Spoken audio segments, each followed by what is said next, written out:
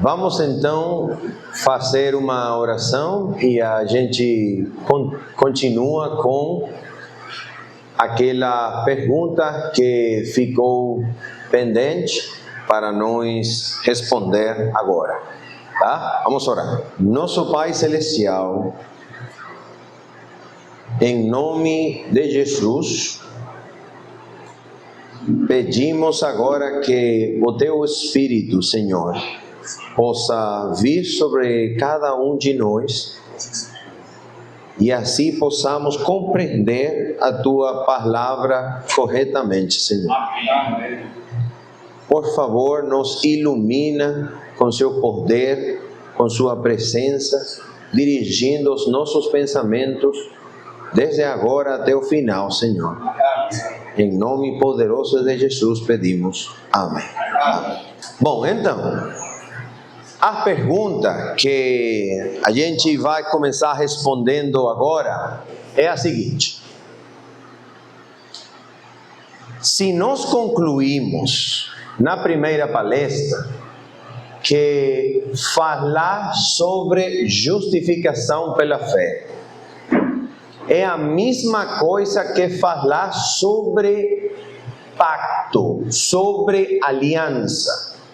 E ainda mais, nós concluímos que falar sobre justificação pela fé é a mesma coisa que falar sobre a nova aliança, o novo pacto, segundo 2 de Coríntios, capítulo 3, verso número 6 ao 9. O apóstolo Paulo, falando e fazendo uma descrição sobre o novo pacto, uma nova aliança, e fazendo um contraste com o que é chamado como antiga aliança, ele fala da nova aliança como o ministério da justificação, ministério de justiça. Então, se falar sobre justificação pela fé é a mesma coisa que falar sobre a nova aliança, então o que acontece quando as pessoas crentes em Cristo são justificadas? O que acontece com eles? Bom, para responder esta pergunta aqui, a primeira coisa que a gente vai falar agora é o conceito do pacto, a definição do pacto segundo a Bíblia em Gálatas 3, que a gente já usou. E vamos também comprovar essa definição do pacto da aliança com Atos dos Apóstolos. Como fala apóstolos? Apóstolos. Atos dos Apóstolos.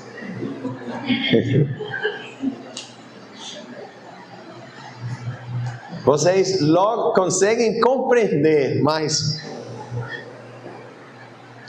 me perdoa quem fala bem português. Me perdoa.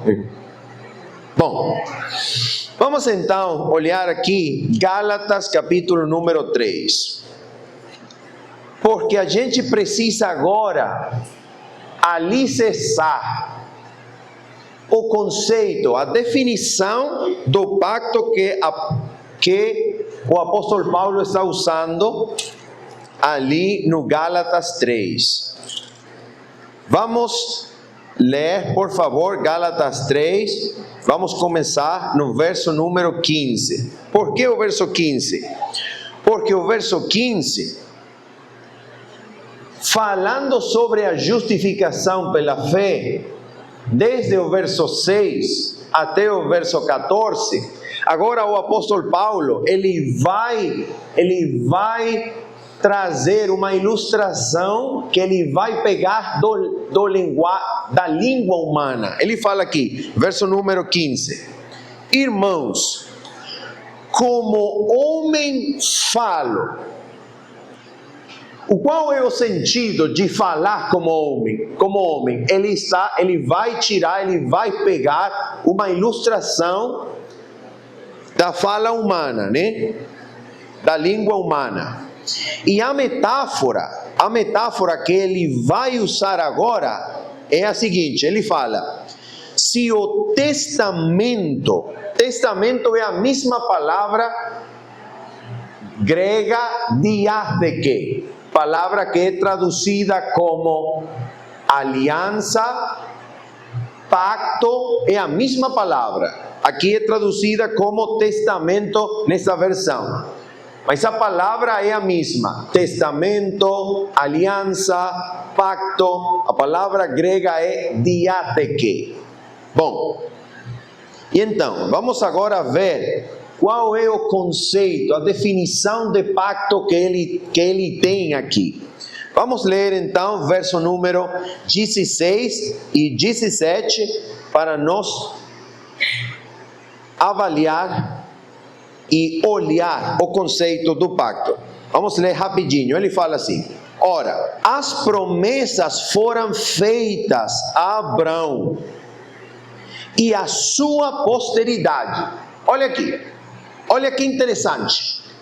Porque o verso 16 fala sobre promessas, quando o verso 15 está falando de um testamento, está falando de um pacto, de uma aliança. Porque o verso 16 começa falando sobre promessas? Por quê? Vamos continuar a leitura. Olha, ora, as promessas foram feitas a Abraão e a sua posteridade. Não diz, e as posteridades, como falando de muitas, mas como de uma só, e a tua posteridade, que é Cristo. A gente vai falar disso mais amanhã, mas agora vamos olhar o verso 17 para que vocês possam ver o conceito, a definição de pacto aqui. Ele fala: mas digo isto, que tendo sido o testamento anteriormente confirmado por Deus. Pergunta: o que testamento é esse que o apóstolo Paulo está falando que foi confirmado por Deus? Que testamento é esse? Segundo o verso 15, é o testamento confirmado para Abraão. Ele está fazendo uma referência a Gênesis capítulo número 15. Gênesis capítulo número 15, a gente vai falar depois disso, amanhã, se Deus quiser. Mas Gênesis 15, o que é em relação com Gênesis 12? Olha aqui, Gênesis 15, em relação com Gênesis 12, é a confirmação do pacto. Por quê? Porque o pacto foi feito por primeira vez em Gênesis 12 para Abraão e foi confirmado em Gênesis número 15. Então, ele fala, verso 17, mas digo isto, que tendo sido o testamento anteriormente confirmado por Deus. Pergunta: de que está falando? Está falando de um testamento, sim ou não? Está falando sobre um testamento. A mesma coisa que uma fala sobre aliança. A mesma coisa que falar sobre pacto. Ele está falando sobre testamento. Pacto ou aliança, a mesma coisa. Agora, olha aqui. Depois da vírgula, ele fala: por Deus, a lei que veio 430 anos depois, não o invalida. Pergunta: esse artículo aqui eu não sei se no português é um artículo, mas no espanhol é um artículo. Aqui, esse artículo que fala não o. Como vocês chamam essa o? É um artículo? Artigo.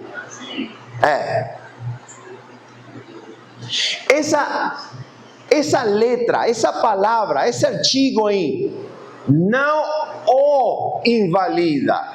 Esse artigo aí está fazendo referência a que coisa? Qual é o substantivo? O que artigo o está lembrando para você reconhecer? Qual é o substantivo? Pacto, testamento, aliança. Ele começa falando sobre testamento. E depois ele fala, a lei que veio 430 anos depois, não o pacto, testamento, não o invalida. Agora olha aqui. Agora ele vai continuar. Não o invalida. E agora depois da vírgula ele fala, de forma a abolir a promessa. Olha que interessante. Ele não está falando do pacto. Ele não está falando do testamento. Sim, ele está falando. O artigo está falando sobre pacto. Sim, está falando sobre testamento, sobre pacto. Mas agora, por que o verso termina comparando, em vez de dizer o verso que a lei não o invalida para anular ou abolir o pacto, o testamento, fala para abolir a promessa. Não é de pacto, não é de testamento que ele está falando. Por que termina, por que finaliza o verso falando da promessa? Se está falando do pacto, desde o começo. Por quê? Porque, olha só, porque aliança, pacto, testamento, no contexto do apóstolo Paulo aqui, é a mesma coisa que promessa. E como a gente pode verificar, pode conferir isso aqui? Olha aqui. O testamento, o pacto que ele está falando foi feito e confirmado em Gênesis 12, feito por primeira vez, confirmado em Gênesis 15, e agora ele pega esse texto aqui, Gênesis 15, para falar sobre um testamento confirmado. Mas quando ele vai explicar, ele fala sobre promessas, no verso número 16. E quando fala sobre testamento e a lei que não invalida, ele finaliza falando sobre promessa. Por quê? Olha aqui. Vamos agora conferir esta mesma coisa no livro de Atos, capítulo número 3, verso número 25. Vós sois os filhos dos profetas e do concerto. Olha, outra palavra, mas é a mesma palavra no grego. Concerto, testamento, aliança, pacto, é a mesma palavra grega, diátheke. Olha, os tradutores deveriam ter ficado com uma palavra só, para evitar confusão, mas é a mesma palavra. Olha, vós sois os filhos dos profetas e do concerto que Deus fez com nossos pais, dizendo a Abraão. Olha aqui, que interessante. Esta formulação é muito interessante. Por quê? Porque você não precisa de adivinhar. Tem a palavra adivinhar? Vocês não precisam adivinhar qual é o pacto. Por quê? Qual é o concerto? Por que não precisam adivinhar? Porque a formulação vai ter 2 pontos. Depois, após desses 2 pontos, o que vai vir? O concerto feito. O concerto sendo feito. Que é o concerto sendo feito depois dos 2 pontos? O que fala? Olha aqui.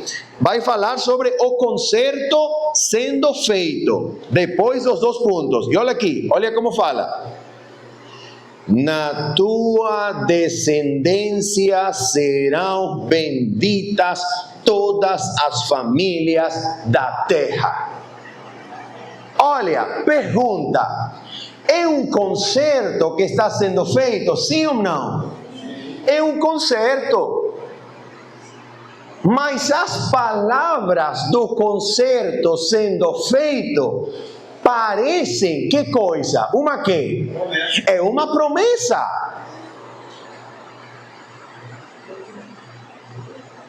Por que o concerto sendo feito, ele parece mais uma promessa que um concerto? Por quê? A gente vai estudar isso amanhã. Mas isso é muito importante. Agora, o concerto daquele que o apóstolo Paulo está falando, que representa a mesma coisa que justificação pela fé, é um concerto que para nós tem a forma de uma promessa. Isso é muito importante. Por quê? É muito importante porque o concerto que representa a justificação pela fé não é um convite de Deus para você entrar em concerto com Ele. É uma expressão de promessa para nós. E por que isto é muito importante? Olha,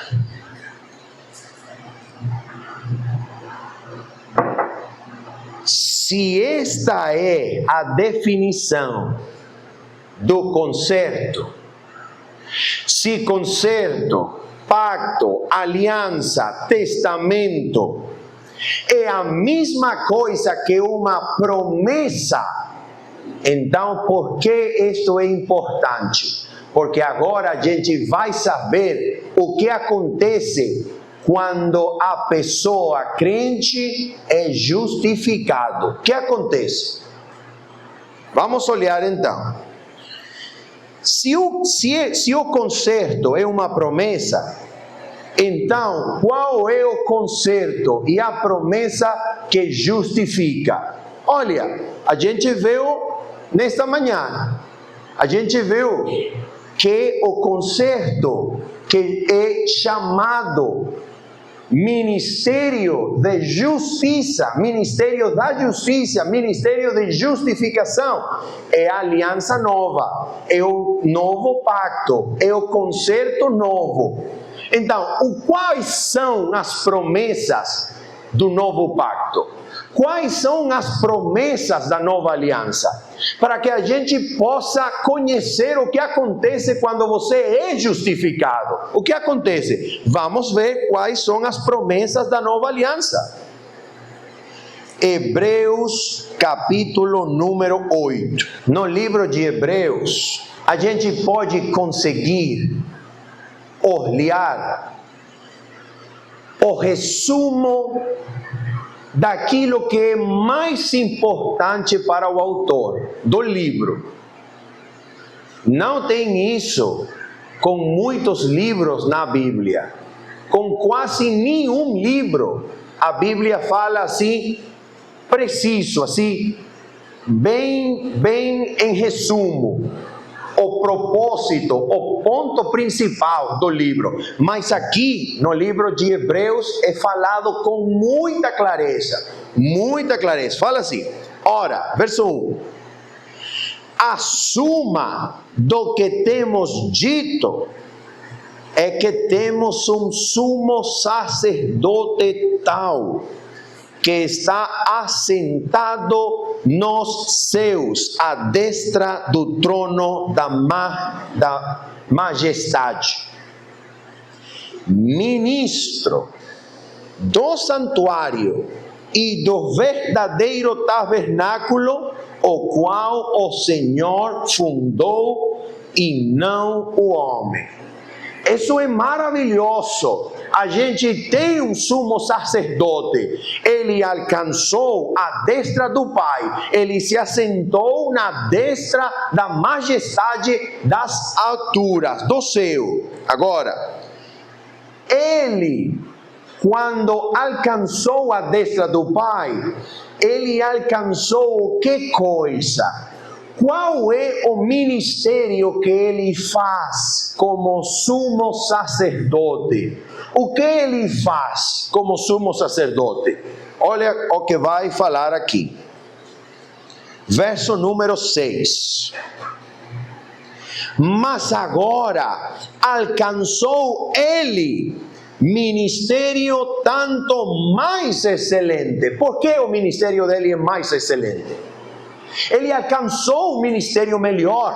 Ele alcançou um ministério mais excelente. Mas por que é mais excelente? Qual é a bênção de ele ter alcançado o sacerdócio? Qual é a bênção? Aqui está. Mas agora alcançou ele ministério tanto mais excelente, quanto é mediador de um melhor, que coisa? Olha, aliança, concerto, pacto, testamento. Por que razão o ministério de Cristo no lugar alto, celestial, do santuário altíssimo, por que razão esse ministério dele é mais excelente? Por que razão esse ministério dele no santuário celestial é boa nova? Por quê? Porque ele alcançou um ministério que o faz mediador de um melhor concerto. E agora vem a pergunta: por que esse concerto é melhor que qualquer outro e antigo concerto? Por que é melhor? Olha, por quê? Que está confirmado em melhores, que coisas? Promessas.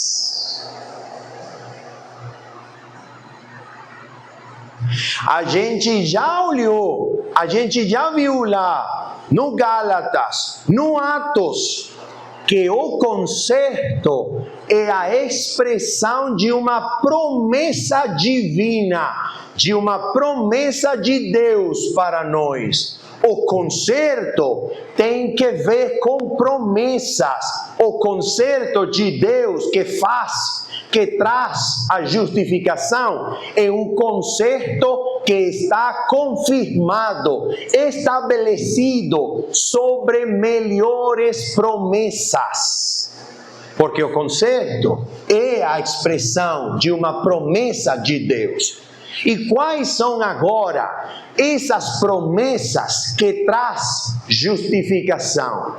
Quais são essas promessas que são a razão por a qual ou por a quais Deus em Cristo alcançou o melhor ministério? Quais são essas promessas? Olha, Jesus no santuário celestial, ele alcançou o sacerdócio para ele ministrar o cumprimento dessas promessas. Essa é a razão de seu sacerdócio. Essa é a razão dele tendo o melhor ministério, que ele dá, ele ministra, ele faz, ele traz o cumprimento das promessas. Quais são essas promessas? Verso número 10. Vamos olhar quais são essas promessas, para você agora compreender o que acontece quando você é justificado. O que acontece? Lembra que o protestantismo falava, bom, quando você é justificado, o que acontece é que você é declarado justo perante um juiz.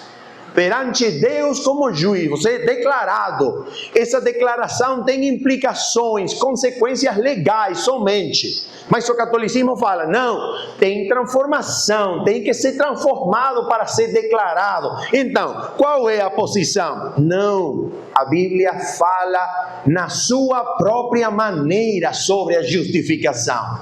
E justificação é o cumprimento do novo pacto, da nova aliança, do novo concerto. Então, quais são as promessas que o novo concerto traz? Para nós compreender o que acontece quando nós somos justificados. Primeira promessa, verso 10. Porque este é o concerto, que depois daqueles dias farei com a casa de Israel, diz o Senhor. Número 1, primeira promessa. Número 1. Porei as minhas leis no seu entendimento e em seu coração as escreverei. Qual é a primeira promessa? Olha só, Deus promete aqui que Ele vai colocar as suas leis, a sua própria vontade, Ele vai colocar em nossos corações, em nossas mentes. Olha aqui, Ele está fazendo uma promessa gloriosa. Por quê? Porque Ele está prometendo que a sua lei não será mais uma coisa externa que você tem que tentar alcançar. Não, é uma lei que vai amoldar, vai criar seu coração e o meu a imagem e conformidade com Deus. Ele vai pôr a sua vontade em nós, em nosso interior. Para quê? Para que a gente experimente a verdadeira obediência que sai do coração.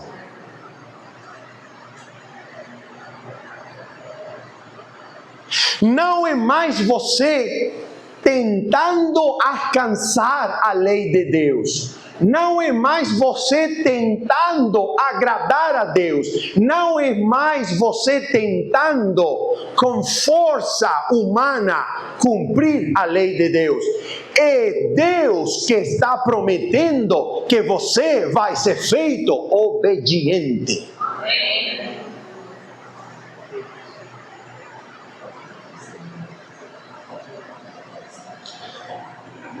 Olha, esta aqui é uma das melhores coisas que a Bíblia fala. Por quê?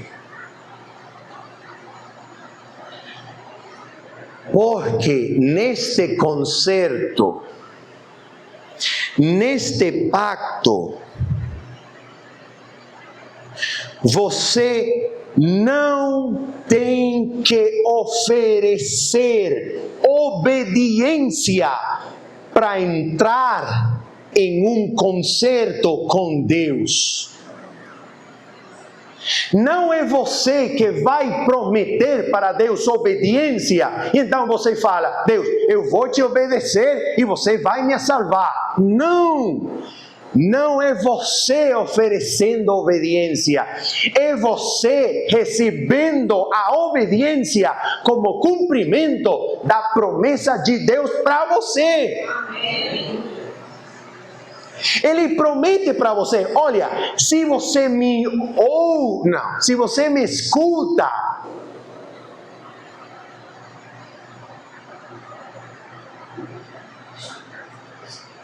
se vocês conseguem ouvir a minha promessa, se vocês conseguem ouvir a minha voz, e vocês misturam a minha promessa com fé, a obediência não é uma coisa que vocês vão oferecer, é uma coisa que eu vou te dar, fala Deus aqui. Uma coisa maravilhosa.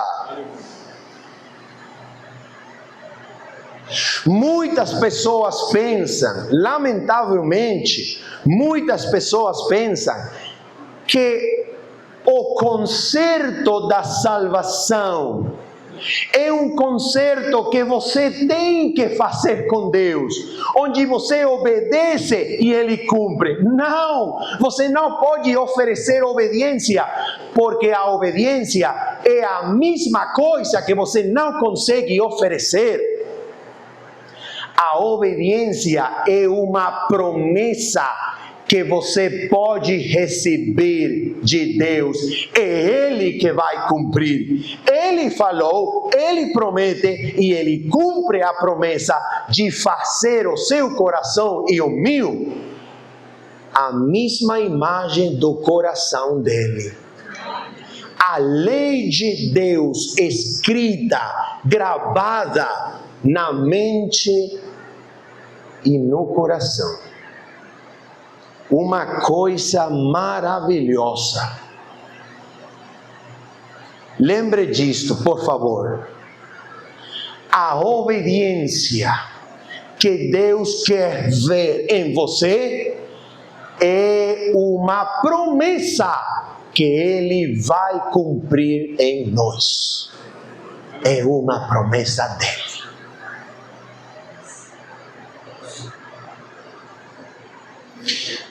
Vocês querem olhar como esta promessa, como esta maravilhosa bênção que está sendo prometida no concerto novo, no pacto novo, é cumprida? Vocês querem ver como ela é cumprida em vocês? Olha aqui.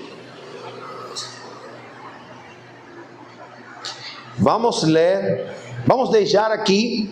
A gente já volta para cá, mas vamos olhar rapidinho Hebreus capítulo número 13, verso 20 e 21.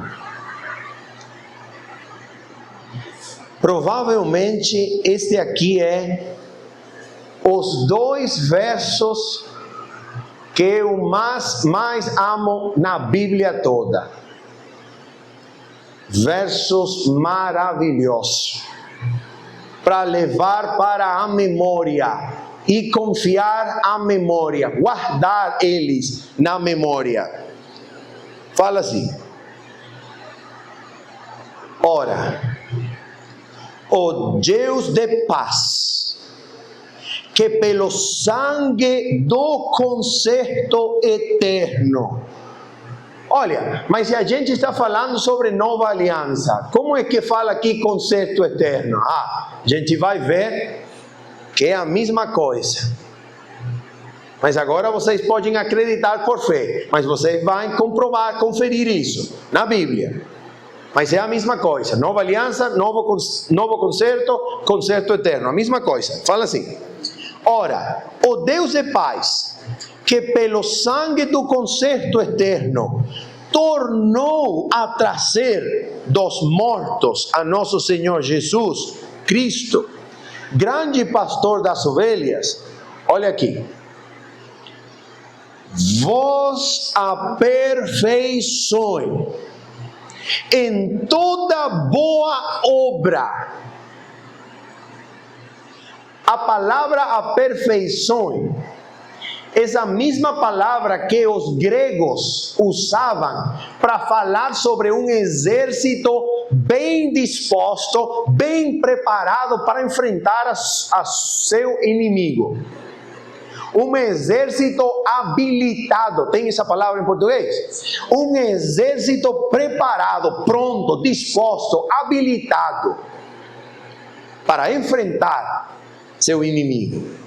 Vos aperfeiçoa. Olha, que é o que pode nos aperfeiçoar? O sangue do concerto eterno. Vos aperfeiçoa em toda boa obra, para fazerdes a sua vontade. E a pergunta é: como? Como eu posso ser aperfeiçoado para fazer a sua vontade? Como acontece isso? Olha, operando em vós o que perante Ele é agradável por Cristo Jesus, ao qual seja a glória para tudo o sempre. Amém. Olha que maravilhoso! O que Ele, nosso Pai Celestial, o que Ele quer ver em nós, é operado por Ele, por meio de Cristo em nós. Que coisa maravilhosa! Então, o que a gente tem que fazer? Você tem que acreditar na promessa. Isso. Tão simplesmente. Isso. Você acredita na promessa e Ele cumpre a sua vontade em você, em vós. Acreditar e Ele vai cumprir a sua vontade. Fazendo que coisa? Operando em nós por meio de Cristo. Tudo o que é agradável perante Ele.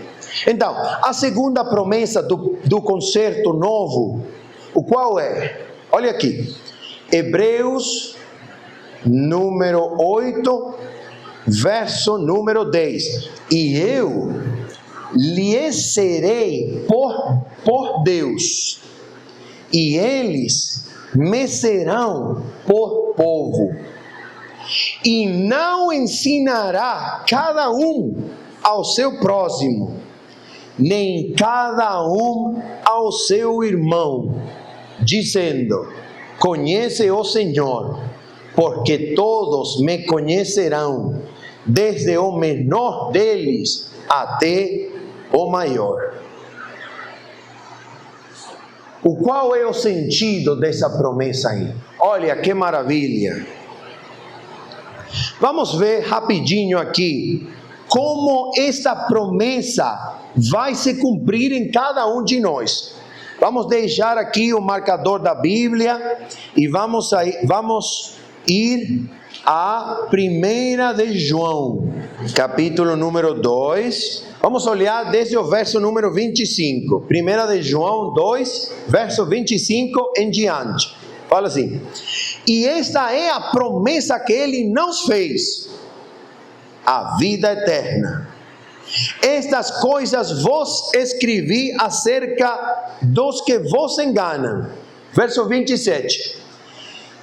E a unção que vós recebestes dele fica em vós, e não tendes necessidade de que alguém vos ensine.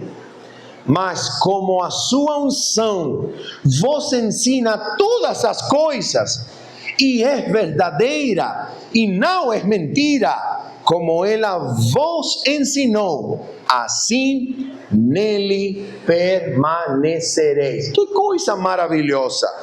O que é a segunda promessa do concerto novo? Deus promete fazer você seu próprio povo. É uma união, uma comunhão verdadeira, onde você é unido a Deus por meio do Cristo, com uma união que nada pode quebrar, somente que você resista, somente que você rejeite a Cristo. É uma união, uma verdadeira comunhão do alma com Deus por meio de Cristo, onde você, ao ser unidos a Deus, você tem acesso, você tem entrada a todo o poder divino para permanecer sujeitos na vontade de Deus. E Ele vai ensinar pessoalmente para você a sua vontade em todas as coisas. Você pode ser como Enoque, que tinha comunhão verdadeira com Deus em todo lugar, em todas as partes. E você pode ser ensinado diretamente por Deus. Já não mais você tem necessidade de ir a uma pessoa para que a pessoa fale a vontade de Deus para você. Você vai conhecer a vontade de Deus, porque você tem acesso direto à presença de Deus por meio de Cristo. Todo poder divino é prometido para você, para que você possa exercer a vontade de Deus por meio de Cristo. Uma coisa maravilhosa. E número 3, a terceira promessa do novo pacto. Verso número 12. Fala assim: porque serei misericordioso para com as suas iniquidades, e de seus pecados, e de suas prevaricações, não me lembrarei mais. O que ele está prometendo aqui? Ele está prometendo um perdão que é total, é um perdão completo, é um perdão onde Ele está nos dando a sua palavra para nós acreditar nela. Ele está nos dando sua palavra de que Ele vai lembrar não mais. Ele já não mais lembrará os nossos pecados, as nossas iniquidades. Ele vai lembrar não mais. É um perdão total. Você pode acreditar que quando você acredita em Cristo, Ele vai cumprir a sua promessa. Ele não lembrará mais tudo o que a gente tem feito, todas as coisas, qualquer pecado, Ele não lembrará mais. Você pode, às vezes, ficar com incredulidade, né, Deus? Mas, olha, você tem uma mente infinita. A mente infinita não esquece nada. Como é que você não lembrará mais? Olha, você pode filosofar, pode ficar filosofando, mas Deus está falando para você: eu não vou lembrar mais. É um perdão completo que Ele vai nos dar. Então, a pergunta é: o que acontece então com aquele que é justificado? Será que ele é declarado? Será que ele é feito e transformado pela graça que Deus depositou na igreja? Será que ele é declarado com consequências e implicações legais somente? Ou será que ele é transformado pela graça que Deus depositou na igreja? O que acontece com o pecador que é justificado? Olha, é muito mais simples que esse debate, que essa controvérsia, que essa luta histórica entre o protestantismo e o catolicismo. É muito mais simples. O que acontece quando você acredita e é justificado? O que acontece? Deus cumpre suas promessas do novo pacto em você. Amém. Quais promessas? Ele vai colocar a sua vontade, a sua lei em nosso entendimento e em nosso coração.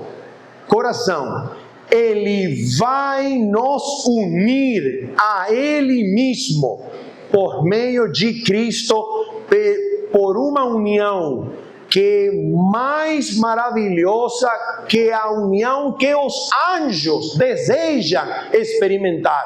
É verdadeira comunhão com Deus. E número 3, Ele oferece, Ele promete um perdão total e completo, onde Ele fala: não lembrarei mais. Todas estas promessas Deus cumpre com aquele que é justificado. Você acredita em Cristo, você acredita nas promessas, e quando você acredita nas suas promessas, Deus cumpre as promessas para você. Isso é a coisa que, segundo a Bíblia, acontece com aquele que é justificado. Vocês percebem que o debate entre legalmente justificado e realmente transformado não tem lugar quando você compreende que justificado é aquele que recebe as promessas de Deus cumpridas na sua vida. Por quê?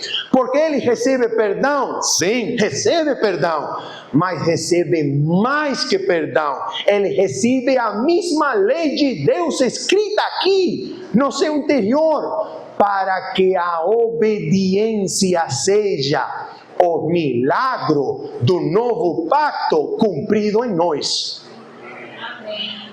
Também ele recebe mais que uma lei escrita no interior. Ele recebe também uma comunhão com Deus por meio de Cristo, que nada pode quebrar, ao menos que você rejeite Jesus e resista à voz do seu Espírito. Mas se você não rejeita, mas você acredita, a união de Deus com você é uma união mais completa que aquela que os anjos podem ter com Deus. É uma verdadeira comunhão, onde você é feito participante de todo o poder divino, para que a vontade de Deus seja feita em nossas vidas.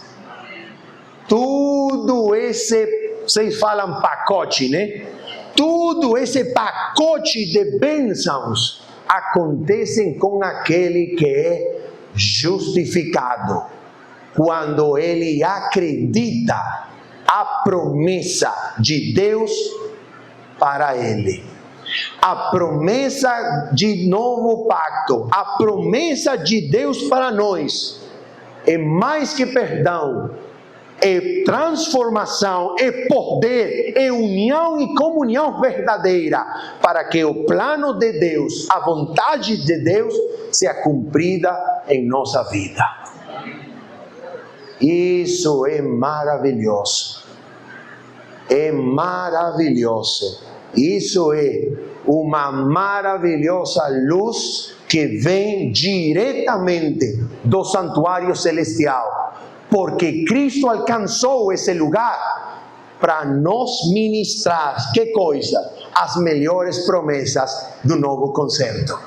Ele é sacerdote, e ele é melhor sacerdote, porque ministra as melhores promessas do novo concerto para todo aquele que acredita. Esse poder do sangue do concerto eterno, para nos fazer capazes, habilitados para fazer a sua vontade, é o milagre do pacto novo operado na vida de todo aquele que acredita nas promessas de Deus. Vamos orar. Nosso Pai Celestial, muito obrigado, Senhor. O teu povo é por nos dar semelhantes promessas. Por favor, o teu povo pede agora, para que nós possamos acreditar nessas maravilhosas promessas que a tua palavra tem feito para nós. Às vezes a incredulidade vem para tentar que a gente não acredite mais, que a gente fique incrédulo, que você pode cumprir tudo o que você promete e fala. Mas tua palavra é fiel, tua palavra é leal, sempre se cumpre para todo aquele que acredita. A gente pede agora que Tu, Senhor, possas nos fazer habilitados pelo sangue do concerto eterno para fazer a Tua vontade em todas as coisas, Senhor. Que a gente possa misturar as Tuas promessas com fé para acreditar e ver, experimentar o milagre do novo pacto em nós. Pela fé em Jesus, a gente pede tudo isto, Senhor. Amém, amém. Amém.